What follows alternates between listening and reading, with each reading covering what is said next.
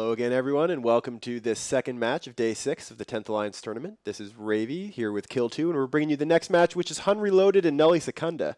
HUN Reloaded has returned once again with the ship that they've used every single match this tournament, the Vargers, and we're going to see if that comes back to bite them this time.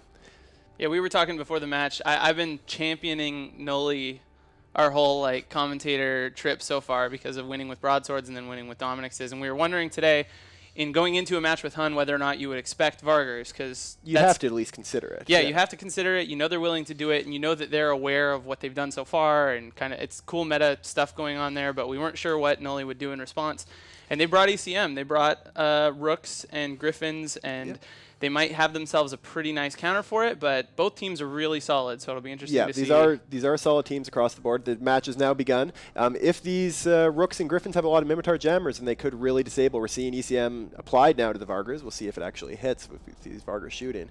But there's a lot of DPS from the HUN team, but Nulli has a lot of control. So a lot of jams, a lot of newts. We are seeing newts applied to one of the Rooks. That's probably going to be from the Vargers, so it looks like one of them at least has a lock. And newts do a number on Rooks. They don't have a ton of cap, and once they run out of cap, they can't use their jammers. And Nulli Griffin down already too. That hurts. That can easily be any of the HUN Reloaded support. They have a pretty big support wing here with all the Merlins. What's absolutely fascinating is that Vargar you're looking at on the screen right now is not running ECCM. Wow, really? I was looking at the other one, and it was. So they have at least some ECCM. And now the other Griffin down. So far, HUN looking pretty good. I mean, they not taking a lot of damage, and someone's got locks. On that Aneros now. Yep, that's big. That's big. Balgorn's so good against logistics. Yeah. He's, I think, he's webbed as well, which you guys can see. It's funny. I still look for the effects. Even though we have the overlay. Yeah, you're absolutely right. The one Vargar does have ECCM on. Actually, sorry, they both have ECCM on. That's just an issue with the camera client, I think, not with... We've got our own client here, and they are running ECM. So that makes sense. You would want to make sure you patch up the vulnerability of the Marauder ship, which is their weakness to ECM. So putting the ECCM modules on with the ability to overheat them to get these early kills is an excellent way to make sure that you have some capability of beating the ECM team. Another important element here, these Vargers tracking disrupted, just like the...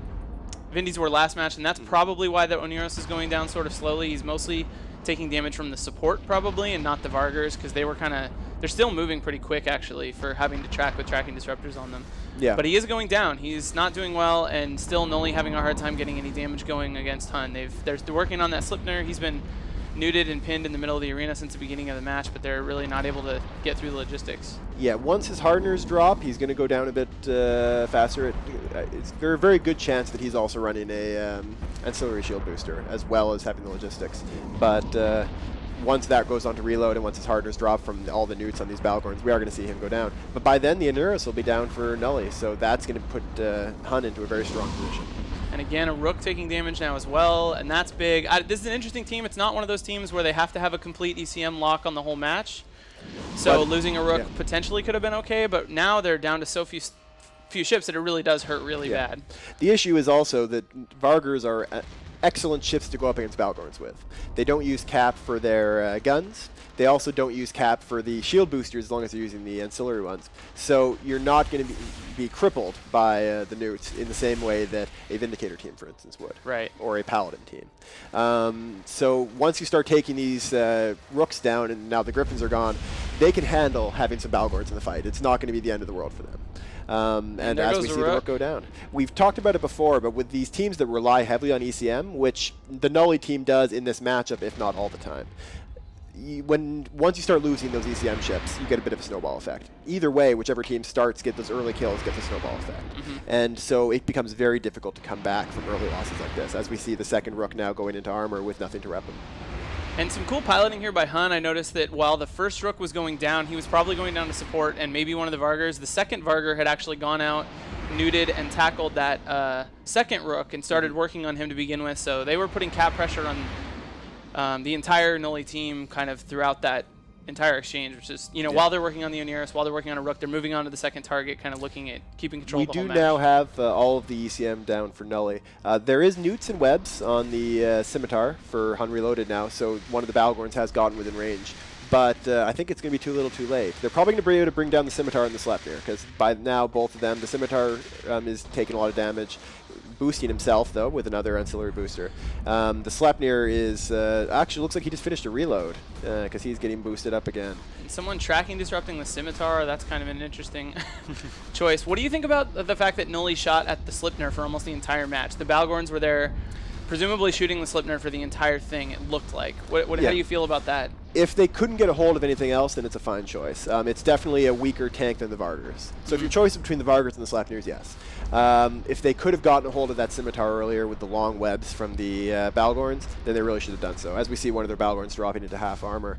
This is going to be a pretty solid win for HUN Reloaded, who have now used Vargurs to win every single match of this Alliance tournament so far. Pretty awesome. It's interesting that they're doing so well with them, and literally no one else is like one other team had a Vargur died did badly with them. Yeah. Which is usually what we might expect. Streaks was actually screaming in the office this morning about how bad Marauders are and how they always do terribly in the tournament, but HUN doing great with them, every one of their matches. The weakness to ECM is huge, but as long as you build the rest of the team around it, it's not that bad.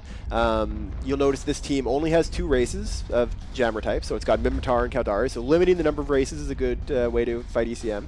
Having a lot of DPS ships, like these Jaguars, Merlins, and Hawks, another way to do it, and having ECCM, which you're seeing on a bunch of the ships, including on the Hawk here that we're looking at. Yeah, that is interesting. You usually don't see ECCM on frigs, right? But if you expect you're going to be having trouble with ECM ships, having some small DPS ships that you know are going to get unjammed a lot is a great way to take down these frigates. And that's actually, like, if you're, usually if you're FCing a team and you've got ECM, I know PL's flown ECM in the past, do you really put much ECM at all on the frigs? Not as much. There shouldn't be as much, so if you build some resilience into your frig wing, and now with enough frigs, like because of 12-mans, you can see they've got 7 support frigs on that HUN Reloaded team. That'll easily take care of Rooks and Griffins on its own if it doesn't get jammed.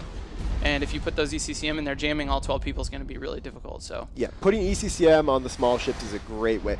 I think HUN has really, even with a setup that uses 2 ships that are vulnerable to ECM, they've built the rest of the team to take that into account. Yeah. They have a plan, and having a plan for beating ECM is how you do it. When you have those plans, then ECM teams start to actually get really easy to beat. A lot of cleanup going on here, by the way. I know some people get really, really sensitive about us not mentioning each ship death, but there's been several. It's pretty obvious how this match is going. The second Balgorn just dropped. One more Enyo, which is tackled to go down. That's going to happen right now, and that'll do it. HUN Reloaded doing really, really well, which we shouldn't be surprised. HUN's a good team. They've done well. They have won a tournament in the past and had a long period of not doing as well, but it looks like now they're back with a vengeance. So we'll see how the studio feels about that, and we'll see you guys again for the next one in a few minutes.